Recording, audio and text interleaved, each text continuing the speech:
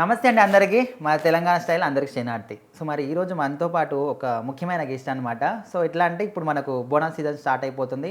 7 తారీఖు మొత్తం ఓవరాల్గా తెలంగాణ అంటే ఫస్ట్ బోనం ఎక్కడ అంటే మనకు గోల్కొండలో వెళ్తుంది కదా. సో మరి అసలు బోనాల గురించి అసలు విశిష్టత, లేకపోతే బోనాలు ఎత్తుకునే వాళ్ళ శివశక్తులు ఉంటారు. సో మరి వాళ్ళ లైఫ్ స్టైల్ ఎట్లా ఉంటుంది, సో అన్నీ కూడా మనము మనతో పాటు విష్ణు సౌరి అన్న ఉన్నాడు. అన్నీ అడిగి తెలుసుకుందాం. అన్న నమస్తే అన్న. నమస్తే. సో ఎట్లున్నారు? శనార్థి ఎట్లున్నారన్న?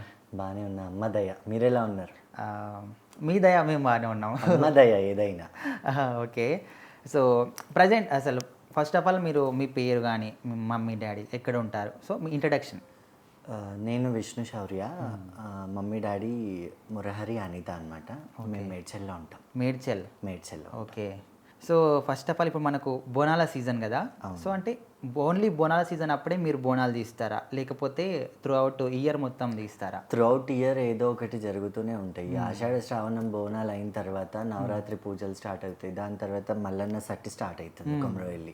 దాని తర్వాత చెరువుగట్టు జాతర, మేడారం జాతర, బొడ్రాయి పండుగలు, ఊరి పండుగలు, గ్రామ దేవతలు అన్ని ప్రతిష్టాపనలు జరుగుతూ ఉంటాయి. సంవత్సరం మళ్ళీ దాంతో పాటు ఎవరైనా ఇంట్లో గద్దెలు వేసుకుంటారు, పండుగలు చేస్తుంటారు, అలాంటివి మొక్కుబడులు చేయించుకుంటుంటారు. ఇంకెప్పుడు జరుగుతూనే ఉంటాయి. అంటే ఓన్లీ బోనాల సీజన్ అప్పుడే కాకుండా మొత్తం ఇయర్ మొత్తం కూడా ఏదో ఒక విశిష్టత ఉంటూనే ఉంటుంది, ఏదో ఒక ఫంక్షన్ ఉంటూనే ఉంటుంది అనమాట. ఓకే. అయితే చాలా మటుకు ఏంటంటే ఇప్పుడున్న జనరేషన్ ప్రకారం కావచ్చు, లేకపోతే బోనాలు అంటే ఓన్లీ మన తెలంగాణ స్టేట్కి సంబంధించినవి కాబట్టి చాలామంది తెలుగు వాళ్ళు ఇంకా వేరే అదర్ స్టేట్స్లో అదర్ కంట్రీస్లో కూడా ఉంటారు. సో చాలామందికి ఏంటంటే బోనాలు అంటే జస్ట్ బోనం తీసుకెళ్ళి అమ్మవారికి సమర్పించడం అన్నీ తెలుసు. అసలు బోనాల విశిష్టత ఏంటి? బోనాలు అనేది మన తెలంగాణ గడ్డ మీద ఆడపిల్లకి ఇచ్చే గౌరవాన్ని, ఎక్కడ స్త్రీ పూజించబడుతుందో అక్కడ రాష్ట్రం సుభిక్షంగా ఉంటుంది అనేదానికి మన తెలంగాణ ప్రత్యేక నిదర్శనం. అందుకే ఈ బోనాలలో అమ్మవారికి బోనం తీసుకెళ్తాం, ఒక స్త్రీ బోనం ఎత్తుకుంటుంది, మళ్ళీ ప్రకృతికి సంబంధించినటువంటివి ఎన్నో అందులో ఉంటాయి. ఇప్పుడు కుండలో చేస్తుంటాం, ఆ కుండ మట్టి అంటే భూమాతని, వేపాకు పెడతాం ప్రకృతి నుంచి వచ్చేది, అన్నం అన్నపూర్ణాదేవి, పులుపు తీసుకెళ్తుంటాం, చింతపులుపు తీసుకెళ్తాం, పచ్చి పులుసు, అందులో కలిపే గంగ అయినా వాటర్ అయినా అది గంగాదేవి. అన్నీ ఇక్కడ చూసుకుంటే ఒక స్త్రీ యొక్క ముఖ్యతనాన్ని తెలపడమే మన తెలంగాణ ముఖ్య ఉద్దేశం. కాబట్టి అట్లా బోనాన్ని చేసి ఎట్లయితే అమ్మవారు మనకి 365 రోజులు అన్నాన్ని ప్రసాదిస్తుందో, పాడి పంట ఏ విధంగా అయితే ఇస్తుందో, మనం అమ్మవారికి ఒక పూట భోజనం పెట్టడం అంటే అమ్మవారికి మనం ప్రేమగా భక్తి శ్రద్ధలతో చేసుకొని తలపై పెట్టుకొని అమ్మవారిని కొలుచుకుంటూ తీసుకెళ్తూ ఉంటాం. అది ఈ తెలంగాణలో బోనాల యొక్క స్పెషాలిటీ. అయితే బోనాల స్పెషాలిటీ ఏంటంటే ఓన్లీ మనము శక్తిని పూజించడం. సో మరి అసలు బోనాల పండుగ ఎందుకు వచ్చింది, కారణం ఏంటి? బోనాల పండుగ ఎందుకు వచ్చిందంటే నార్మల్గా ఎండాకాలంలో తట్టుపోస్తుంటుంది, అమ్మవారు అయిందని, అమ్మ తల్లి అయిందని అంటూ ఉంటారు, పాక్స్ అవుతుంటాయి అనమాట. అలాంటి టైంలో మొక్కుతుంటారు. ఇంకోటి ఏంటంటే రాష్ట్రం సుభిక్షంగా ఉండాలి అని చేస్తుంటారు మొక్కుబడులు ఉన్న వాళ్ళు. ఇంకోటి ఏంటంటే ఆషాఢ మాసంలో అమ్మవారు చాలా అందంగా గుడిలో వచ్చి కూర్చుంటుందంట, శ్రావణ మాసంలో చాలా చక్కగా ఉంటుందంట. అందుకే ఈ ఆషాఢ శ్రావణ మాసాలలో అమ్మవారు ఆలయంలోనే ఉంటుంది. కాబట్టి ఏ విధంగా అయితే మన ఇంటికి ఒక ఆడపడుచు వచ్చినప్పుడు మనం గౌరవించుకొని మొక్కుబడులు అంటే సారే ఎట్లా వడి బియ్యాలు ఎట్లా పోస్తామో మన తెలంగాణలో, అదే విధంగా అమ్మవారికి వడి బియ్యం పోసి చీర, సారే, బోనం నివేదించడం, భోజనం అనేది పెట్టడం మన కల్చర్ అది. అయితే ఇప్పుడు నార్మల్గా మీరు ఇందాక మట్టి కుండ అన్నారు కదా బోనము. అయితే ఈ రోజులలో మనం చూసుకున్నట్లయితే ఎవరు కూడా మట్టి కుండ ఆల్మోస్ట్ వాడడం లేదు. ఎవరో 100లో 2-3. చాలామంది కూడా బిందెలలో చేస్తున్నారు, ఇత్తడి దాంట్లో, స్టీల్ దాంట్లో. సో మరి దానికి కారణం ఏంటి? బోనం అంటే మనం ముఖ్యంగా మనము ప్రకృతి అంటున్నారు కదా, సో మరి అట్లా ఎందుకు? మీరు అన్నదానికి ఒక చిన్న మాట. మీరు అన్నట్టు స్టీల్లో అయితే చేయకూడదు. రాగి పాత్రలు, కంచు పాత్రలు, వెండి, బంగారంలో కూడా చేస్తున్నాం మన తెలంగాణ. అవన్నీ భూమిలో నుంచి వచ్చేవే. ఇంకొకటి మెయిన్గా ఏంటంటే అమ్మవారికి ప్రీతికరమైంది మట్టి కుండ బోనమే. ఆ కుండ ఏంటంటే ఎవ్రీ ఇయర్ ఆ కుండలలో చేయడం, అవి అలానే వాళ్ళకి ఒకటి జమ అయిపోవడం, అవి ఏవైనా పగిలినప్పుడు అశుభం జరగడం, లేకపోతే ఏదైనా మూఢనమ్మకాలు అలాంటి కారణాల వల్ల కుండలు అనేది ఆపేసి ప్రతి సంవత్సరం తేవాలంటే ఇబ్బంది ఫీల్ అయ్యి దేవుడి కోసమే ఒక పాత్రని, ఒక సర్వని కానివ్వండి, ఒక బిందెని కానివ్వండి ప్రత్యేకంగా తెచ్చి పెట్టుకొని దాంట్లోనే బోనం చేయడం అనేది జరుగుతుంది. ఎవ్రీ ఇయర్ అందులోనే చేస్తారన్నమాట. అట్లా చేస్తూ ఉన్నాం, ఇప్పుడు అందరూ అలానే చేస్తున్నారు. కాకపోతే కొంతమంది ఏంటంటే కుండలో చేసే వాళ్ళు ఇప్పటికీ కుండలో పల్లెటూర్లలో చేసే వాళ్ళు చాలా మటుకు కుండలలోనే చేస్తారు. అయితే ఇప్పుడు నార్మల్గా మనము ఇయర్ మొత్తంలో కూడా అమ్మవార్లకు ఎప్పుడు ఒకప్పుడు నైవేద్యం పెడుతూనే ఉంటాం. సో అదేంటంటే మనము నార్మల్గా బెల్లం అన్నం చేయడము, లేకపోతే పాయసం చేయడం, ఇలాంటివన్నీ అమ్మవారికి సమర్పిస్తూ ఉంటారు. సో మరి ఈ బోనానికి సంబంధించి ప్రసాదాన్ని ఏ విధంగా తయారు చేస్తారు, అసలు బోనం తయారు చేసే విధానం ఏంటి? బోనంలో మనము పచ్చన్నం, పచ్చగూర, పచ్చి పులుసు, నూనె పోలెలు, పరమాన్నం, పెరుగన్నం పెడుతూ ఉంటాం. ఈ బోనం ఏంటంటే మనం ఉదయాన్నే లేచి తలంటుకొని స్నానం చేసి శుద్ధిగా ఎటువంటి మాట్లాడకుండా నోటికి బట్ట కట్టుకొని అమ్మవారికి నైవేద్యం వండుతారు. అంటే ఎటువంటి మాట్లాడినప్పుడు ఏంటంటే తుప్పిర్లు అనేవి అందులో నైవేద్యంలో పడతాయని ఎంతో భక్తి శ్రద్ధలతో చేస్తుంటాం, శివశక్తులు చేస్తుంటారు. ఎప్పుడు చూడలేదు, సడన్ గా మాట వచ్చేస్తుంది కదా, అలా అని బట్ట కట్టేసుకుంటాం. నోరు కూడా తెరవకుండా భోజనాన్ని అనేది వండుతారు, అమ్మవారి నైవేద్యాన్ని అనేది వండుతూ ఉంటారు. అది వండిన తర్వాత దాన్ని ఒక కుండని కానీ సర్వని కానీ బిందెని కానీ మంచి పసుపు కుంకుమలతో సున్నంతో అలంకరించుకొని అందులో అన్ని అమ్మవారికి చేసిన నైవేద్యాన్ని అందులో పెట్టుకొని వేపాకుతో మళ్ళీ పైన అమ్మవారికి సల్ల కానివ్వండి, లేకపోతే పచ్చిపులుసు కానివ్వండి, అలా పైన దాంట్లో పెట్టి పైన అఖండ జ్యోతి దీపాన్ని, పంచభూతాల కంటే అత్యంత పవిత్రమైన ఏవి ఉండవు, అటువంటి అగ్నిని దానిపైన వెలిగించుకొని తలపై పెట్టుకొని తీసుకెళ్తారు. ఇక్కడ ఏంటంటే పచ్చన్నం, పచ్చగూర, పచ్చి పులుసు ఇవన్నీ అమ్మ నీకు పెడుతున్నాం, మమ్మల్ని పచ్చంగా చూడమ్మా అని మొక్కడం అనేది. మీరు చూసుకున్నట్టయితే పచ్చన్నంలో పా ఉంది, పచ్చి పులుసులో పా ఉంది, అన్నిట్లలో పా ఉంటుంది, పచ్చగూరలో పానే ఉంది, మమ్మల్ని పచ్చగా చూడమ్మా అని ఉద్దేశపూర్వకంగా అమ్మవారికి తీసుకెళ్తాం. అండ్ ఇంకోటి అండ్ పసుపు కావచ్చు, వేపాకులు కావచ్చు, అవన్నీ కూడా యాంటీబయాటిక్ అనమాట. అవన్నీ యాంటీబయాటిక్స్. ఏది చేసినా ఇప్పుడు అమ్మవారికి బోనం చేయడం అనేది కూడా ఒక సైంటిఫిక్ రీజన్ ఏంటంటే క్రిమి కీటకాలు మన దగ్గరికి రాకుండా అమ్మవారు చూసుకుంటుంది అనేసి అమ్మవారి ముందు నైవేద్యం పెడితే ఊర్లో ఉన్న క్రిమి కీటకాలన్నీ అక్కడికి వెళ్ళిపోతాయి అన్నమాట. అంటే సడన్గా వెదర్ చేంజ్ అవ్వడము, ఇప్పుడు వేరే వానకాలం వస్తుంది కాబట్టి మనకు ఏమైనా డిసీజెస్ రావడం ఇలాంటివి ఉంటాయి. ఓకే, ఏంటంటే తొలకరి జల్లుతోని ఇంకా అన్ని వ్యాధులు సోకుతూ ఉంటాయి. అవి ఏంటంటే ఇంకా ఈగలు దోమల వల్ల రాకుండా అని చెప్పేసి పులుపు, స్వీట్స్, ఎక్కువ ఐటమ్స్ ఏవైనా ఉంటే వాటి దగ్గరే వస్తాయి. అవన్నీ అమ్మవారు ముందు పెట్టేస్తారు కాబట్టి రతిగా పోస్తారు. ఊర్లో ఉన్న క్రిమి కీటకాలన్నీ వచ్చి అక్కడే ఉంటాయి. ఆ టైంలో ఏంటంటే ఇంకా క్రిమి కీటకాలు ఊర్లో అందరు సుభిక్షంగా ఉండొచ్చు అనేది ఒక నమ్మకం. అయితే ఈ బోనాల పండుగకు సంబంధించి ఒక కథ గిట్లు ఉంది. ఏంటంటే మనకు భాగ్యనగరంకి సంబంధించి ఏదో ఫ్లడ్స్ వచ్చినప్పుడు అంటే ఏదో వ్యాధి వచ్చినప్పుడు కూడా సుల్తాన్ రాజు, ఎవరైతే ముస్లిం రాజులు ఉంటారో వాళ్ళు అమ్మవారిని మొక్కుకొని ఇట్లా తక్కువైతే కూడా మీకు ఈ రోగాలన్నీ తక్కువైతే ఎవ్రీ ఇయర్ మీకు బోనం సమర్పిస్తామని కూడా ఆ కథ ఇట్లుంది. మరి అది నిజమంటారు? అది ఎంతవరకు అంటే అది నవాబ్ల కాలంలో ఏంటంటే మన ఉంటారు కదా, మన గోల్కొండని పరిపాలించిన వాళ్ళు ఉంటారు కదా, ఆ రాజులు ఏం చేశారంటే ఆ కోటను కట్టే ఇప్పుడు అందులో అమ్మవారు స్వప్నంలో సాక్షాత్కారం అయిందంట. గోల్కొండలో ఉన్న జగదంబ మహంకాళి అమ్మవారు సాక్షాత్కారం అయ్యి నేను ఇక్కడ కొలువు ఉన్నాను, నాకు బోనం సమర్పించాలి అని చెప్పింది అనేది ఒక వృత్తాంతం మన తెలంగాణ. అయితే ప్రతి సంవత్సరం ఏంటంటే లంగర్ హౌస్లో గోల్కొండకి సంబంధించిన కారాగారం ఉండేదంట. అంటే తినుబండారాలన్నీ ఇప్పుడు మన గోడౌన్స్ అంటారు కదా, అది లంగర్ హౌస్లో ఉండేనంట. ఆ లంగర్ హౌస్ నుంచి గోల్కొండ రాజులు బోనాన్ని తీసుకెళ్లే వాళ్ళంట, బంగారు బోనం తీసుకెళ్లే వాళ్ళంట అప్పట్లో అమ్మవారికి. దాని తర్వాత మీరు అన్నట్టు ఫ్లడ్స్ అది అని అన్నారు కదా, వాటికి ఏంటంటే ఎక్కువ వాటర్ వర్షాలు పడి కట్టలు తెగిపోతుంటాయి. ఆ టైంలో ఏంటంటే గంగమ్మకి తెప్పలు వదిలేవాళ్ళం. ఈ రాజులు ఎంత మహమ్మదీయులైనా కానీ అక్కడ మత సామరస్యం ఎటువంటిది మనకి చూపుతూ అందరం ఒకటి అన్నట్టుగా తెప్పలు వదిలేవాళ్ళు. బంగారు చాటలో గంగమ్మకి ఏంటంటే అమ్మవారికి చీర, సార, పసుపు, కుంకుమ, పువ్వులు, గాజులు అవన్నీ సమర్పించి అక్కడ ఏంటంటే కట్టలు కడతారు కదా, కట్ట కింద మైసమ్మ కానీ కట్ట మీద మైసమ్మ కానీ నిలిపారనమాట. ఇప్పటికీ మనకి కట్ట కింద కానీ కట్ట మీద కానీ ఇప్పుడు ట్యాంక్ బండ్ మీద చూసుకున్నా కానీ కింద కనకాల కట్టమైసమ్మ అమ్మవారు ఉందన్నమాట. అది అప్పటి నుంచి ఆ ట్రెడిషన్ వాళ్ళ నుంచి కూడా స్టార్ట్ అయింది బోనాలు అనేది. అయితే ఇప్పుడు ఇందాక మీరు బోనం తయారీ విధానంలో పసుపు కుంకుమలతోని చేస్తారని చెప్పారు కదా.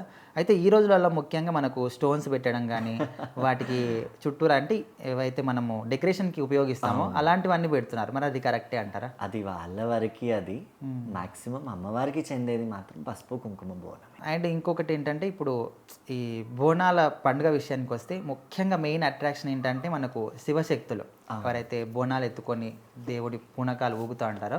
సో మరి అసలు చాలామందికి డౌట్ ఏంటంటే వాళ్ళకు బోనం ఎత్తుకొని ఊగుతూ ఉంటారు కదా, అసలు వాళ్ళకి నిజంగానే దేవుడు పూనుతాడా? ఒకవేళ పూను ఉంటే అంటే ఒక 1 minute 2 minutes ఉండాలి, త్రూ అవుట్ 30 minutes 40 minutes గంట వరకు ఎట్లా ఉంటారు, ఏ విధంగా అని అంటున్నారు. దానికి ఏం సమాధానం చెప్తారు? దానికి ఏంటంటే అది సిచ్యువేషన్ బట్టి కొన్ని ప్రాంతాలలో ఆలయాలు చాలా దూరంగా ఉంటాయి. దూరంగా ఉన్నప్పుడు అమ్మవారు ఏంటంటే అమ్మవారి నైవేద్యాన్ని తీసుకెళ్ళేప్పుడు మా కొగ్గోళ్ళు దండకాలు, ఒగ్గు పూజారులు దండకాలు వేస్తూ ఉంటారు. ఆ దండకాలు వేసినప్పుడు ఏంటంటే మాలో శాంతైన అమ్మవారు కూడా మళ్ళీ మేలుకొలుతుంటారు. అట్లా మధ్య మధ్యలో దండకాలు వేయించుకుంటూ వెళ్తాం. అంత కంటిన్యూస్గా అమ్మవారు ఉంటుంది అనేది అది నిజంగా అది విరుద్ధమే. కాకపోతే ఏంటంటే మా తొగ్గు పూజారులు ఉన్నప్పుడు దండకాలు వేస్తుంటారు, టెంకాయలు కొడుతుంటారు, నిమ్మకాయలు కోసేస్తుంటారు. ఆ దానికి ఏంటంటే ఆస్కారం దేవుడు ఎక్కడ పోకుండా, లేకపోతే దేవుడు మళ్ళీ పూనడానికి అన్న ఒక ఉద్దేశపూర్వకంగా చేస్తుంటారు. ఇప్పుడు నార్మల్గా దేవుడు పూనినాడు అని అంటారు కదా, అసలు నిజంగానే అట్లా అనిపిస్తుందా? దేవుడు నిజంగానే వస్తాడు అంటారా? దేవుడు నిజంగానే వస్తుందా అని అంటే గాలి నిజంగా పీల్చుకుంటున్నామా?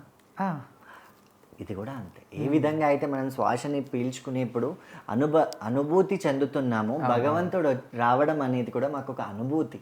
అది అనుభవించిన వాడికే తెలుస్తుంది. అదేంటంటే అప్పటి వరకు బాగున్న మేము దండకాలు వేసినప్పుడు కానీ, ఆలయాలకు వెళ్ళినప్పుడు కానీ, ఏవైనా డప్పు సప్పుళ్ళు అయినప్పుడు కానీ, పోతురాజులు వచ్చినప్పుడు కానీ ఏమైపోతుందంటే సడన్గా ఏదో ఒక తెలియని వెయిట్ అనేది వచ్చేస్తుంది బాడీలో. అది ఒక రకమైన గాలి లాగా మొదలవుతుంది. అందుకే శివంని కూడా గాలి, అమ్మవారి గాలి అని ఒక పాజిటివ్ వైబ్ అని అంటూ ఉంటాం. గాలి లేనిది కొమ్మై తూగదు కదా, అంతే అంతే. అది అమ్మవారు. ఓకే. అయితే అప్పుడు దేవత పూనినప్పుడు ఏ విధంగా ఉంటుంది మన బాడీ కావచ్చు, మన థింకింగ్ కావచ్చు? అంటే మనకు తెలుస్తుంది అసలు మనం ఉన్నాము అని? తెలిస్తే బాగుండేదేమో మరి. తెలియదు కాబట్టి ఆ విన్యాసాలు కానివ్వండి. కొంతమంది ఇప్పటికీ మన పల్లెటూర్లలో, ఇప్పుడంటే సిటీలో బట్టలు వేసుకున్న అన్నీ పకడ్బందీగా పెట్టుకుంటారు బట్టలు వేసుకున్నప్పుడు, కానీ పల్లెటూర్లలో అన్ఎక్స్పెక్టెడ్గా వాళ్ళకి వచ్చేస్తుంటారు. అప్పుడు వాళ్ళకి వంటి మీద బట్టలు కూడా వాళ్ళకి అనేది కాన్షియస్లో ఉండరు. అది కావాలని అయితే ఎవరు చెయ్యరు కదా. ఆ టైంలో ఏమైపోతుంది అంటే ఒంట్లోకి రాగానే మాలో మేమే లేము అన్నట్టు అయిపోతుంది. మా ఆలోచన, మా ఏకాగ్రత, మా బలం అనేది మా చేతుల్లో ఉండదు. అయితే కొంతమంది సైన్స్కి సంబంధించిన వాళ్ళు, డాక్టర్స్ ఏమంటున్నారంటే ఇప్పుడు నార్మల్గా ఏదైనా మనకు డీజే సాంగ్స్ వచ్చినప్పుడు కానీ, మనకి ఇష్టమైన సాంగ్స్ వచ్చినప్పుడు మనకు తెలియకుండా మనమే డ్యాన్సులు చేయడం కానీ, మన చేతులు కలవడం కానీ ఇట్లాంటివన్నీ ఆటోమేటిక్గా వస్తాయి కదా. సో మరి అట్లా వీళ్ళు కూడా దేవుడు అని ఒక ట్రాన్స్లో ఉంటారు కాబట్టి ఆ డప్పు సప్పులు వచ్చినప్పుడు ఆటోమేటిక్గా జస్ట్ డ్యాన్స్ చేస్తారంటున్నారు. సో మరి దానికి డ్యాన్స్ చేయడం అదొక మేము ట్రాన్స్, మీరు అన్నారు కదా, అదొక ట్రాన్స్లోకి వెళ్ళిపోతాం. మేము ఒక స్టేజ్ పీక్స్ వరకు వెళ్ళిపోతాం. వెళ్ళిపోయిన ఇప్పుడు ఏంటంటే మాకే తెలియకుండా మా నోటి నుంచి ఏదో వాక్కులు రావడం, అదే దేవుడు. పంచభూతాలని ఇప్పుడు సైన్స్ అన్నట్టుగా మరి ఇది ఆపలేకపోతున్నారు ఎందుకు? ఆపాలి కదా. సైన్స్ అన్నీ చేయగలదంటే మరి ఇది ఆపాలి కదా, ఎందుకు ఆపలేకపోతున్నారు? అంతే. మంచి ఎంత ఉంటుందో చెడు అంతే. అవును. సో మరి ఓవరాల్గా దీని విషయానికి వస్తే ఇప్పుడు ఎవరైతే శివశక్తులు ఉంటారో బోనం ఎత్తుకొని దేవుడిని పూనకాలు పూనేవాళ్ళు, సో మరి వాళ్ళ లైఫ్ స్టైల్ ఎట్లా ఉంటుంది అసలు? అంటే నార్మల్ ప్రజలకి వాళ్ళకి చాలా డిఫరెన్స్ ఉంటుంది అనమాట. సో ఎందుకు ఆ తేడా అనేది క్రియేట్ అయ్యింది? తేడా అనేది ఏం లేదు, కాకపోతే మేము కొంచెం శుభ్రతలు కొంచెం ఎక్కువ.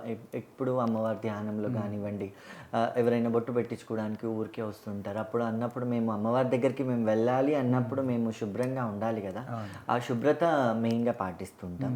ఇంకా ఆషాఢ మాసంలో మాకంటూ కొన్ని ఫార్మాలిటీస్ మా పెద్దల నుంచి వచ్చినవి, లేకపోతే ఇంట్లో పాటించేవి ఇలాంటివి ఉంటూ ఉంటాయి. ఇంకా మ్యాక్సిమం సాధారణమైన వాళ్ళందరికీ సాధారణమైన మనుషులమే మేము. మాకు దేవుడు వచ్చింది అని అంటే ఆలయంలో ఉన్నప్పుడే వస్తుంది కానీ బయట ఉన్నప్పుడు రాదు. మేము సాధారణమైన లైఫ్ లీడ్ చేస్తుంటాం. అమ్మవారి పూజలో ఉన్నప్పుడే ఆ ప్రొఫెషన్, ఆ లైఫ్ స్టైల్, ఆ పూనకం అనేది అంతే. అయితే కొంతమంది ఏంటంటే ఇట్లా దేవుడు వచ్చే వాళ్ళని ఒక విధంగా ట్రీట్ చేస్తూ ఉంటారు. అవును. సో అట్లాంటి అనుభవం మీకు ఎప్పుడైనా అయిందా? చాలా జరుగుతుంటాయి. ఇప్పుడు మా రిలేటివ్స్ ఎప్పుడైనా మా బంధువుల ఇంటికి వెళ్ళినా కానీ, అరే ఇదేంటి సడన్గా వచ్చేసారు, ఈరోజు మా ఇల్లు శుభ్రంగా లేదు, లేకపోతే ఈరోజు మేము నాన్ వెజ్ వండుకున్నాం, లేకపోతే ఈరోజు మా ఇంట్లో ఎవరు లేరు, ఇలాంటివి చాలా ఇదవుతూ ఉంటాయి. లేకపోతే కూర్చున్నా కానీ ఈ సోఫాస్ కానీ ఇలాంటివి ప్రిఫర్ చేయకుండా సపరేట్గా చైర్స్ వేయడం, తుడిచేయడం, ఇలాంటివి కొన్ని ఫేస్ చేస్తుంటాం.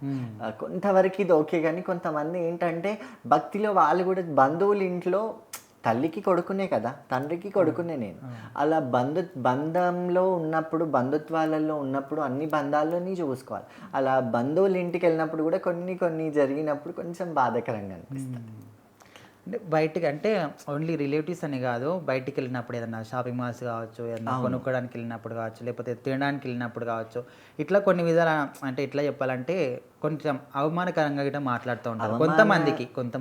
సో మీకు అట్లా ఎప్పుడైనా జరిగింది? అప్పుడు నాకేం జరగలేదు. మ్యాక్సిమం నేను ఎప్పుడూ నా ప్రొఫెషన్ అంటే దేవుడు వస్తుండ అనేది ఏమి చిన్న విషయం కాదు, అట్లా అని పెద్ద విషయము కాదు. ఏంటంటే నేను ఎప్పుడు దాచుకోవాలని నేను అనుకోలేదు. నాకు ఎప్పుడు అట్లాంటివి డిస్క్రిమినేషన్స్ అనేవి జరగలేదు ఇప్పటివరకు, గాడ్ గ్రేస్. కానీ అలా చేసే వాళ్ళకి, అవమానించే వాళ్ళకి మాత్రం నేను ఒకటే చెప్తున్నా, ఇది మా అదృష్టంగా మేము భావించుకొని మేము ఉంటాం. అందరిలాగా సాధారణమైన మనుషులమే. మేము వచ్చామంటే మేము బొనాలు వేసుకొని రాము కదా, ఆలయానికి వెళ్ళినప్పుడే ఆ ప్రొఫెషన్ మాది. నార్మల్గా సాధారణంగా ఉన్నప్పుడు మేము సాధారణమైన మనుషులమే కదా, అదొకటి అందరూ గ్రహించాలి. అయితే నేను కొన్ని వీడియోస్ కానీ లేకపోతే ప్రత్యక్షంగా నేను కూడా చూసిన కొంతమంది ఎట్లా అంటే అసలు మాకు ఎందుకు ఈ లైఫ్ వచ్చింది, ఎందుకు మాకు దేవుడు వచ్చి ఇట్లా ఇంత ఇబ్బందులు మేము ఫేస్ చేస్తున్నాం అని కూడా చాలామంది అనుకున్న వాళ్ళు ఉన్నారు. సో అలాంటి వాళ్ళకి ఏం చెప్తారు? అలాంటివి చూసినప్పుడు మీకేమనిపిస్తుంది? దేవుడు రావడం అనేది మేము చేసుకున్నది కాదు. అవును, అది దేవుడు మా మీద కన్ను పెట్టిండా, లేకపోతే మా పూర్వజన్మ సుకృతం అనే దానికంటే మా తల్లిదండ్రులు చేసిన మంచి వల్లనే వచ్చిందేమో అని అనుకోవాలి కదా. ఏదున్నా తల్లిదండ్రులు ఎలాంటి వాళ్ళైతే పిల్లలు అలాంటి వాళ్ళైతే. అది మా వరకు వచ్చే వరకు ఏంటంటే మా అమ్మ నాన్న ఎన్ని పూజలు చేసుకున్నారో, ఎంత పుణ్యం చేసుకున్నారో, నేను ఇట్లా పుట్టినా అని అనుకోవాలి ఎవరైనా. దేవుడు వచ్చినంత మాత్రాన లైఫ్కి రెస్ట్రిక్షన్స్ అనేవి కొంతవరకే ఉంటాయి. దేవుడైనా అర్థం చేసుకునేవాడే దేవుడు అంటాడు. ఎవరైనా సరే మనల్ని కాపాడేవాడే దేవుడే, కానీ మనల్ని కూడా మన బౌండరీస్ పెట్టేవాడు దేవుడిని అని మనం అనలేం కదా. కాకపోతే దాని తగ్గట్టు బౌండరీస్, దాని తగ్గ నాలెడ్జ్ ఉంటే మాత్రం ఎవరు బాధపడాల్సిన అవసరం లేదు. ఆ నాలెడ్జ్ కోసం చూడాలి ఎవరైనా. ఏంటంటే కొంతమంది ఇప్పుడు మీరు అన్నట్టుగా అవమానాలు ఇలాంటివి అవుతున్నాయి కాబట్టి వాళ్ళు బాధపడుతుంటారు. అరే మాకు ఇలా దేవుడు వచ్చినందుకే మమ్మల్ని ఇలా అనుకుంటున్నారు, మన జన్మ ఉంటే ఇట్లాంటి జన్మ రావద్దు, నార్మల్ అందరు లెక్క. దయచేసి ఎవరు అలా అనుకోకూడదు. ఎందుకంటే మనం ఏ జన్మలో చేసుకున్న పుణ్యమో, మన అమ్మ నాన్న చేసుకున్న పుణ్యమో మనకి ఈ జన్మలో ఇంత భాగ్యం కలిగింది. అన్ని గాలులు వస్తుంటాయి, కానీ ఈ గాలి పాజిటివ్ వైబ్ అనేది మా మీదకే వస్తుంది. అది మా అదృష్టంగానే భావించుకోవాలి తప్ప బాధపడకు. కొన్ని విషయాలలో బాధలు ఉంటాయి, కానీ అమ్మే సర్వస్వం అనుకున్నప్పుడు ఎలాంటివి ఉన్నా అది స్వీకరిస్తూ అన్ని సంతోషంగా ముందడిగేయాలి. ఎవరెన్ని మాట్లాడినా సరే ఖచ్చితంగా ఏదన్నా ప్రాబ్లం వచ్చినప్పుడు మళ్ళీ మీ దగ్గరికి రావాల్సిందే, అమ్మవారి దగ్గరికి వెళ్ళాల్సిందే కదా. మేమైనా మాకు బాధ వచ్చినా అమ్మవారి దగ్గరికి వెళ్తాం కదా, అంతే. అంతా జగన్మాత దగ్గరికి వెళ్ళి శరణు పెడుతుంటాం. అయితే కొంతమందికి పూనకం అనేది వంశపారంపర్యంగా, అంటే తల్లికుంటే కొడుకు రావడం, వాళ్ళకుంటే వాళ్ళ కొడుకుకి రావడం, బిడ్డలకు రావడం ఇట్లా ఉంటుంది. సో మరి మీకు అట్లా ఎవరికైనా ఉందా? మా ఇంట్లో నాన్నమ్మ వాళ్ళ సైడ్ ఎవరికి లేదు, అమ్మమ్మకి వచ్చేదన్నమాట. అమ్మమ్మకి అమ్మవారు వచ్చేది కాదు, కానీ నరసింహస్వామి వచ్చేవారు అనమాట. ముత్యాలమ్మ, ప్రస్తుతం తను కాలం చేశారనమాట 2 years బ్యాక్. తనకు వచ్చేది. నాకు పూనకం అంటే నేను ఫస్ట్ చూసింది తనని, బోనం అంటే ఫస్ట్ విన్నది చూసింది మా అమ్మమ్మ వాళ్ళ ఇంట్లోని. అక్కడి నుంచే నాకు అని అనలేను, కాకపోతే కొంచెం ఆమె నుంచి నాకు కొన్ని నేర్చుకోవాల్సినవి కూడా తను చాలా నన్ను గైడ్ చేసింది. సో మీకు ఏజ్లో స్టార్ట్ అయింది? ప్రతి మనిషికి 7, 9, 11 yearsలో స్టార్ట్ అవుతుంది. కాకపోతే అది కాలక్రమేణా ఏంటంటే ఈ పలానా ఏజ్లో మ్యారేజ్ అయిపోయిన తర్వాతనా, లేకపోతే సటన్ ఏజ్ ఉన్నప్పుడు మళ్ళీ బయటకు వస్తుంది. కానీ దేవుడు కన్ను పెట్టడం మాత్రం 7, 9, 11 yearsలో జరుగుతుంది. నాకు 7 yearsలో కొంచెం అనుమానాస్పదంగా కనిపించి 9 years వరకు బయటపడింది. తర్వాత కొంచెం పేరెంట్స్ ఆబ్జెక్ట్ చేసి టెంపుల్స్కి నన్ను పంపించకుండా కొన్ని చాలా బౌండరీస్ పెట్టారు. ఎంత పెట్టినా దేవుడిని ఆపేంత శక్తి మనకు ఉంటుందా? ఉండదు ఉండదు కాబట్టి అది ఇంటర్లో మళ్ళీ నాకు జరిగింది. ఇంటర్లో తర్వాత ఇంకా డిగ్రీలో మేము ఇంట్లో అమ్మవారిని ప్రతిష్ట అంటే నిలుపుకున్నాం. అలా కొంతమందికి ఇట్లా ఓన్లీ అంటే ఆటోమేటిక్గా రావడం కన్నా కొంతమంది ఇష్టంతో నీకు రావాలని కూడా చేయించుకుంటారంట. సో అట్లా సాధ్యం అవుతుందంటారా? సాధ్యం ఎందుకు అవుతుంది? ఇష్టంగా చేయించుకోవడం అనేది ఉండదు. అది దేవుడు ఏదన్నా దేవుడి మహత్యం మీదనే వస్తుంది. దేవుడు కన్ను పెట్టిండంటే వానికి ఆ ఉద్దేశం వచ్చిందేమో, కానీ మాక్సిమం మనం కావాలనుకుంటే వచ్చేది కాదు. నేను అన్నాను కదా, రాతలో ఉంటేనే అది అదృష్ట రేఖ అని చెప్పుకోవాలి, వంతులో ఉంటేనే జరుగుతుంది. అయితే ఇప్పుడు మీరే అన్నారు కదా, అది ఖచ్చితంగా రాసి ఎట్లాగైనా అవుతుంది, దేవుడు వస్తే ఎవరు ఆపలేరు అన్నారు కదా. సో మరి కొంతమంది ఏంటంటే విన్నా నేను పర్సనల్గా, దేవుడు వచ్చే వాళ్ళకి సంథింగ్ అది కట్లు అంటారంట, కట్లే అవి వేస్తే ఆగిపోతుందంట. మరి ఇట్లా దేవుడిని ఆపలేం కదా? దేవుడిని ఆపలేం, కానీ ఒక్కసారైనా వస్తుంది కదా. ఒక్కసారి వచ్చిన తర్వాతనే వాళ్ళు కట్లే ఇస్తారు. నాకు 9 years ఉన్నప్పుడే వాళ్ళు బౌండరీస్ పెట్టారంటే జాగ్రత్తలు పడతారు. కట్లు వేసినా కొన్నిసార్లు ఒప్పందాలు చేసుకొని ఈ పలానా ఏజ్కి రావాలి, లేకపోతే ఇట్లా అట్లా అని చెప్పేసి వేస్తూ ఉంటారు. కొన్నిసార్లు కట్లు వేసినా కొంతమందికి ఆగవన్నమాట. కొంతమందికి ఏంటంటే కట్లు వేసినా కానీ ఇంటి వరకే ఉంటారు. ఇంట్లోనే 4 గోడల మధ్యలో బోనాల పండుగ ఉన్నప్పుడు ఇంట్లోనే రావాలి, లేకపోతే ఆ పలానా టెంపుల్కి వెళ్ళినప్పుడే రావాలి, మల్లన్న వచ్చేవాళ్ళు కొమ్రవెల్లికి వెళ్ళినప్పుడే రావాలి, అలా కూడా వేయిస్తుంటారు. అంటే మనం చెప్తే దేవుడు వింటారు? మనం చెప్తే అని కాదు, ప్రతి దానికి ఒక బౌండరీ అనేది దేవుడికి మమకారంగా ఏదైనా చెప్పుకోవచ్చు. మమకారంగా చెప్పుకునే దాన్ని బట్టి ఉంటుంది. దేవుడిని మనం ఆపేంత వాళ్ళం కాదు కదా. దేవుడు కూడా చూసుకొని, నేను అన్నాను కదా, మనల్ని బాధ పెట్టేవాడు దేవుడు ఎందుకు అవుతాడు? మనల్ని బాధ పెట్టకుండానే చూసొస్తాడు అంతే. సో మరి ముఖ్యంగా ఈ బోనాల పండుగలో మనకు ఇంకొక ముఖ్యమైన విషయం ఏంటంటే పోతురాజు. సో పోతురాజు అంటే అమ్మవారికి తమ్ముడుగానే చూస్తారు. సో మరి పోతురాజు అంటే ఏ విధంగా ఆయన పుట్టుక ఎట్లా జరిగింది, అమ్మవారికి ఏ విధంగా అంటే ప్రతి ఒక్క అమ్మవారికి కూడా ఖచ్చితంగా పోతురాజు ఉండాల్సిందే. ఆయన ఉన్న వారికి బోనాలు అసలు వెళ్ళవు.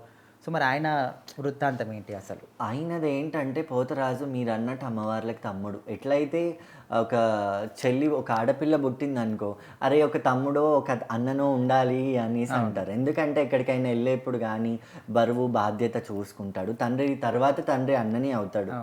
ఫస్ట్ తల్లిగారి ఇంట్లో ఉన్నప్పుడు, పుట్టింట్లో అన్నప్పుడు ఈ అమ్మవారికి వృత్తాంతం అంటే అమ్మవారి జన్మలు అయినప్పుడు కూడా ఒక పోతురాజుని కూడా వాళ్ళు దేవుడు సృష్టించాడని చెప్పొచ్చు. ఆ తర్వాత ఏంటంటే మా బోనాలు వెళ్ళేప్పుడు మాకు కావలిగా తను ముందు నడుస్తూ మమ్మల్ని వెనక మాకు దారిని తొలగిస్తూ, ఎటువంటి దుష్టశక్తులు ఉన్నా లేకపోతే పబ్లిక్ ఉన్నా వాళ్ళందరినీ జరుపుతూ మమ్మల్ని ముందడిగి వేయించేవాడు పోతురాజు. అట్లా అందుకే పోతురాజు, ఎందుకంటే ఇప్పటికీ అక్క చెల్లెళ్ళు వాళ్ళు ఉంటే, అన్న తమ్ముళ్ళు ఉన్న వాళ్ళు నేను వస్తా తోడు అనేసి అంటారు. లేకపోతే అమ్మ వాళ్ళు అరే అక్క పోతుందిరా జర తోడువో, లేకపోతే చెల్లి ఒక్కతే పోతుంది పో అని అంటూ ఉంటారు కదా మన తెలంగాణలో. అది ఒక దానికి ఒక ఇది నిదర్శనం అన్నమాట.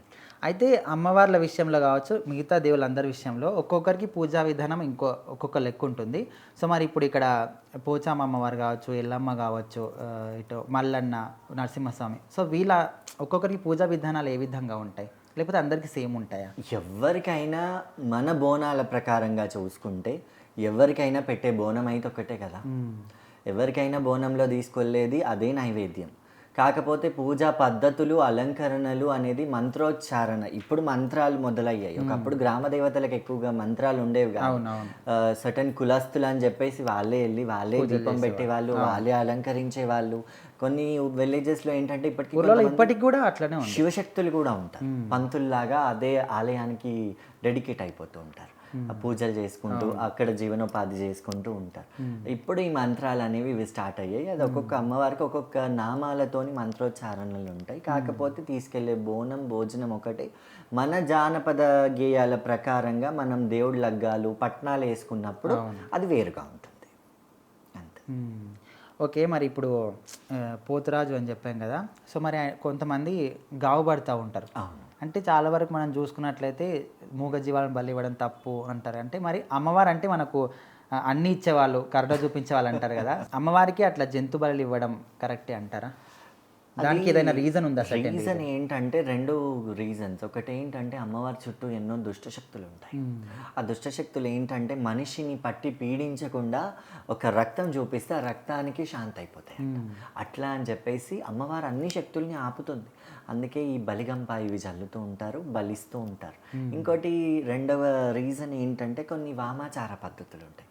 ఆ వామాచార పద్ధతిలో అమ్మవారికి బలి ఇవ్వడం, కళ్ళు సాకలు పోయడం, సురాపానకం పోయడం ఇలాంటివి జరుగుతూ ఉంటాయి. ఆ రీజన్ వల్ల బలి ఇస్తూ ఉంటారనమాట.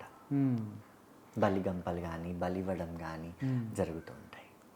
అయితే ఇట్లా మీలాగా దేవుడు వచ్చే వాళ్ళకి కొంతమంది చెడులు చేయడం ఇలాంటివి చేస్తూ ఉంటారంట. అంటే ఏది చేసినా కూడా వెంటనే మీకు ఎఫెక్ట్ అవుతుందంట, నిజమేనా? తొందరగా ఎఫెక్ట్ అయితే అవ్వదు. ఎందుకంటే మాది మేము రక్షించుకుంటూనే ఉంటాం. అమ్మవారు మమ్మల్ని రక్షిస్తూనే ఉంటుందనే చెప్పుకోవచ్చు. అది అమ్మ దయ. ఏంటంటే కొన్నిసార్లు జరుగుతుంటాయి. మేము బోనం తీసుకెళ్ళినప్పుడు కొన్ని ప్రయత్నాలు, దుష్టశక్తులు అని కొన్ని ఉంటాయి కదా. మంచి ఎంత ఉంటుందో చెడు అంత ఉంటుంది. అలాంటివి జరిగినప్పుడు అందుకే కదా టెంకాయలు కొట్టడం, నిమ్మకాయలు కోసేయడం, పసుపు చల్లడం ఇలాంటివన్నీ చేస్తూ ఉంటాం అన్నమాట. మీకు ఎప్పుడైనా అట్లా జరిగిందా? ఎవరైనా? నా వరకు ఇప్పటివరకు అయితే జరగలేదు. నార్మల్గా చిన్నగా జరుగుతూ ఉంటాయి అంతేగాని పెద్దగా మాత్రం ఏం జరగదు. అయితే నార్మల్గా అంటే ఇది నా క్వశ్చన్ కాదు, అందరు అడిగేది. అంత పెద్ద బోనాలు ఎత్తుకుంటారు కదా, సో అసలు ఎట్లా కంట్రోల్ అవుతుంది? అంత ఊగుతూ ఉంటారు, ఎగురుతూ ఉంటారు, సో కింద పడవా? ఎట్లా కంట్రోల్ చేస్తారు? అమ్మదయ్య. అప్పటి వరకు బోనం బరువే ఉంటుంది మాకు. బోనం మా తలపై పెట్టినప్పుడు బరువే ఉంటుంది. అమ్మో ఇలా అమ్మవారే వచ్చి కూర్చుందేమో అని అనిపిస్తుంది. తర్వాత అమ్మవారు దండకాయలు వేసినప్పుడు మా ఒంట్లోకి వస్తుందో ఏమో ఇంకా తెలియదు. ఆమెకు బరువు అనిపించదేమో మరి. అంతే, అలా వెళ్ళిపోతూ ఉంటాం అంతే. అంటే ఈ మధ్య కాలంలో చూసుకున్నట్లయితే ఎక్కువ మటుకు ఎట్లా అంటే ఎక్కువ అయిపోతున్నారు. ఇట్లా దేవుడు ఊగే వాళ్ళు కానీ, బోనాలు ఎత్తుకునే వాళ్ళు కానీ, ఇంతకుముందు చూసుకున్నట్లయితే జస్ట్ సర్టెన్ కొంతమంది ఉండేవాళ్ళు. సో ఈ మధ్య కాలంలో మన సొసైటీలో ఎక్కువ అయిపోతున్నారు. సో దీనికి కారణం ఏంటంటారు? అంటే వాళ్ళు ఇష్టం వచ్చి అట్లా ఫీల్ అవుతున్నారా, లేకపోతే అమ్మవారే వస్తున్నారా? అంటే చాలామంది ఇప్పుడు ఉన్న డౌట్ అన్నమాట అందరికీ అది. ఒకటి ఏంటంటే మీరు అన్న క్వశ్చన్కి, ఒకప్పుడు గ్రామదేవతల ఆలయానికి అందరం మనం వెళ్ళే వాళ్ళం కాదు. వారానికి ఒక్కసారి కూడా వెళ్ళేవాళ్ళు కాదు. ఓన్లీ ఆ క్యాస్ట్ వాళ్ళు వెళ్ళి దీపం పెట్టేసి వారానికి ఒక్కసారి వచ్చేవాళ్ళు. లేదా బోనాల పండుగ అప్పుడు వెళ్ళే వాళ్ళం. ఏదైనా పెళ్ళిళ్ళు ఉంటే వెళ్ళి కొబ్బరికాయలు కొట్టడం, ఏదైనా శుభకార్యాలు ఉంటే వెళ్ళి కొబ్బరికాయలు కొట్టడమే తప్ప ఆ గ్రామ దేవతల ఆలయాలకి వెళ్ళడానికి భయపడేవాళ్ళు. ఇప్పుడు అందరూ వెళ్తున్నారు, రోజు వెళ్ళే వాళ్ళు ఉన్నారు. వారం జాతరలే సాగుతున్నాయి. ఆషాఢ శ్రావణ మాసాలే కాకుండా కోరికలు నెరవేరితే అక్కడ పండగలే చేస్తున్నారు.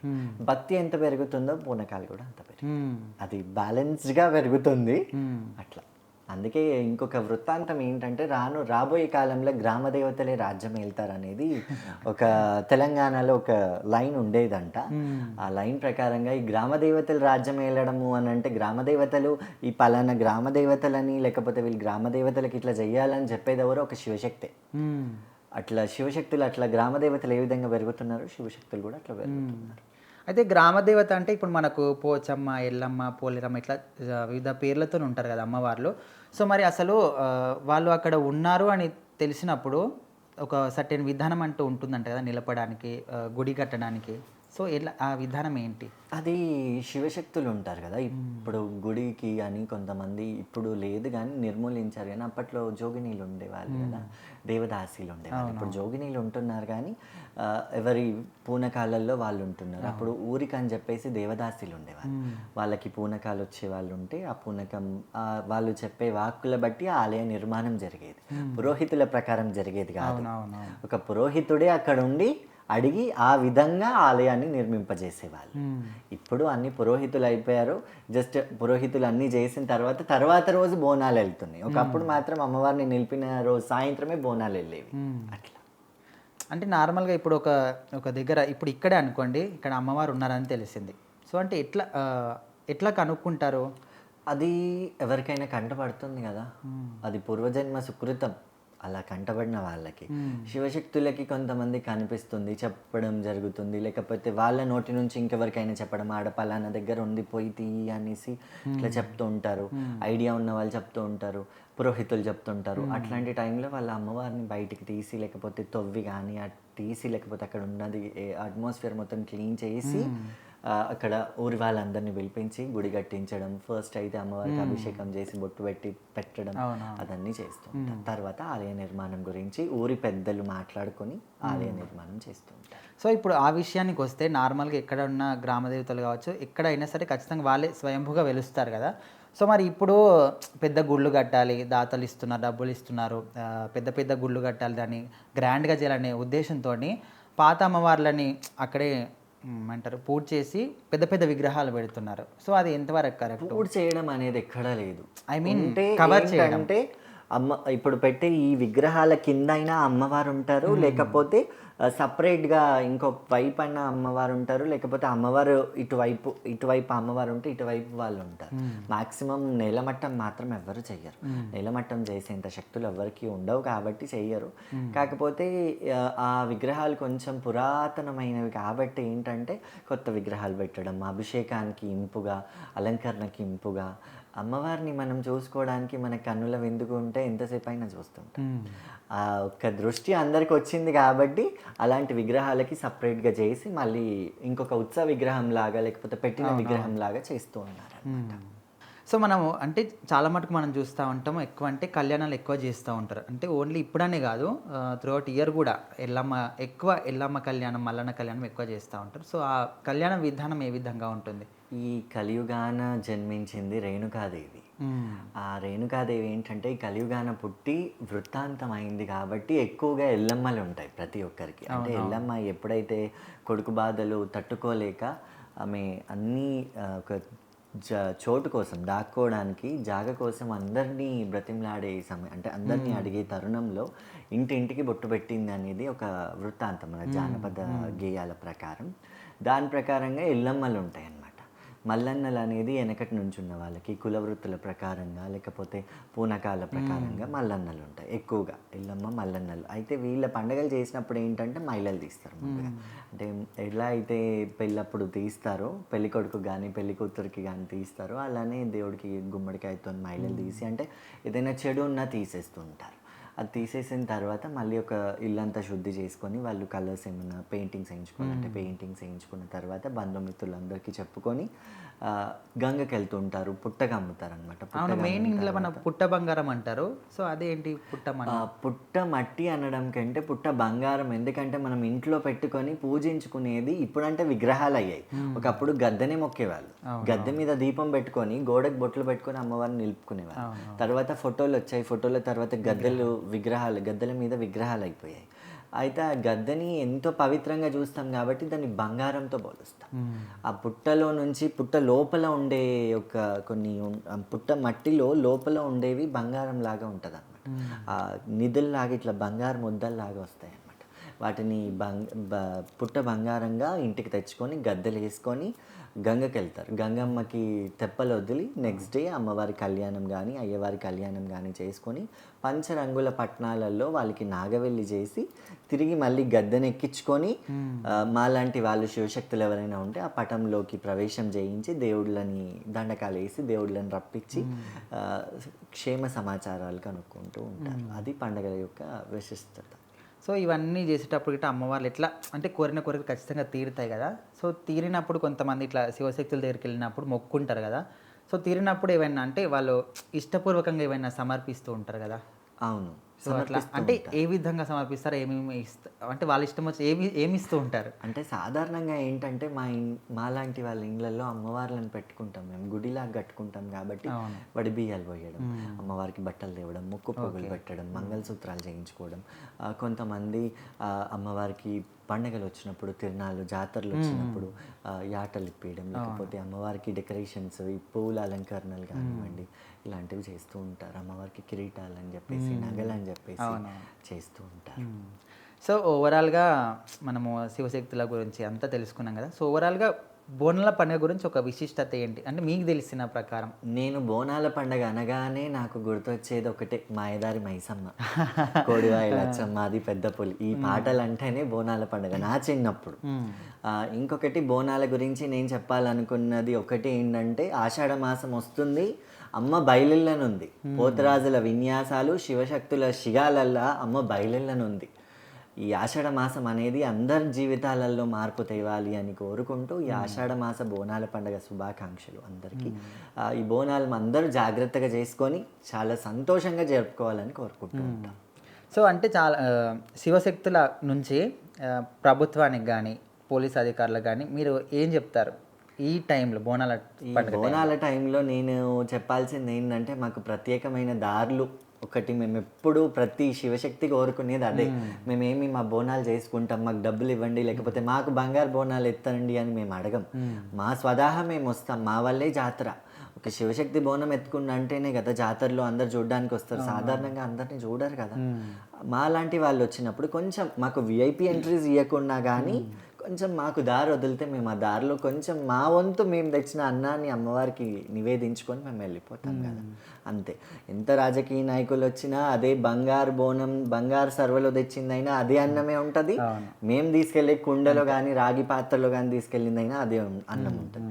ఆ అన్నానికి విలువ ఇచ్చి అందరు సమానమని గ్రహించుకొని మా లాంటి వాళ్ళని మేము ఎంతో బరువులతో ఫాస్టింగ్తో ఎంతో ఆడుతూ నృత్యాలు ఆడుతూ వస్తాం కాబట్టి ఎంతో దూరం నుంచి వస్తుంటాం, ఖర్చులు పెట్టుకొని వస్తుంటాం. కొంచెం మాకు దారి కల్పించాలని ఒకటి గవర్నమెంట్ని ఎప్పుడు కోరుకుంటూనే ఉంటాం. అయితే ఈ బోనాల ఘట్టంలో మనకు అది రంగం అనేది ఒక ముఖ్యమైన ఘట్టం ఉంటుంది. పచ్చికుండ మీద నిల్చుంటారంట కదా. సో అసలు ఆ ప్రాసెస్ ఏంటి? పచ్చికుండ అంటే పగిలిపోదా ఎక్కి నిలబడ్డప్పుడు? పగిలిపోదు, అది అమ్మవారి మహత్యం. అమ్మవారు పూణే ఇప్పుడు ఏంటంటే వాళ్ళని ఆ కుండ మీద నించోబెట్టడం కానీ కొన్ని విలేజెస్లో ఏంటంటే కూర్చోబెడుతుంటారు. కూర్చోబెట్టి భవిష్యవాణి వాళ్ళకి పలికిస్తారు, చుట్టూ అందరూ అమ్మవారిని మేల్కొల్పుతుంటారు. అక్కడ ఏంటంటే అన్ని కులస్తులని ఉంచి, అంటే ఇప్పుడు పంతులు వచ్చినా కానీ వెనకటి ఆనవాయితీలు మాత్రం జరపాలి కదా, అన్ని కులస్తుల సమక్షంలో అమ్మవారిని పంచభూతాలకు సంబంధించిన మార్పు చేర్పులు కానివ్వండి, పాడి పంటకు సంబంధించినవి కానీ అడుగుతూ ఉంటారు. అది నిజంగా ఇప్పటికీ కొనసాగుతుందంటే అది చాలా గొప్ప విషయం. ప్రపంచం అంతా ఎదురు చూస్తుంది ఆ రంగం భవిష్యవాణి కోసం. సో లాస్ట్గా మీ శివశక్తుల తరపు నుంచి, అమ్మవార్ల తరపు నుంచి యావత్ మన ప్రజానికానికి ఏం చెప్తారు? ఏ విధంగా మీరు ఆశీస్సులు ఇస్తారు? ఈసారి అమ్మవార్లను ఏం కోరుకుంటారు ప్రజల గురించి? ఆశీస్సులు అనేవి అమ్మవారు ఇవ్వాలి. మేము అందరితో సామాన్య మనుషులతో నేను కోరుకునేది ఏంటంటే రాష్ట్రం సుభిక్షంగా ఉండాలి, పాడి పంట అన్నీ సుభిక్షంగా సకాలంలో మనకి చేతికి రావాలని నేను అందరితో పాటు నేను కోరుకుంటాను. సో చూస్తున్నారు కదా మన బోనాల పండుగ గురించి, మన తెలంగాణ బోనాల గురించి, శివశక్తుల గురించి, వాళ్ళ లైఫ్ స్టైల్ గురించి, వాళ్ళు ఏ విధంగా ఉంటారు, ఏ విధంగా బాధలు పడతారు, వాళ్ళకి ఎలాంటి రిక్వైర్మెంట్స్ కావాలి ప్రభుత్వం తరపు నుంచి, అండ్ ఎన్ని ఉన్నా కూడా వాళ్ళు మన లాస్ట్ కోరుకునేది మన రాష్ట్రం సుభిక్షంగా ఉండాలి, ప్రజలందరూ చల్లగా ఉండాలని కోరుకుంటారు. సో అవన్నీ తెలుసుకున్నాం కాబట్టి సో ఇలాంటి మంచి ఇంటర్వ్యూస్ కోసం మన టీవీని లైక్ చేయండి, షేర్ చేయండి, సబ్స్క్రైబ్ చేయండి. Thank you.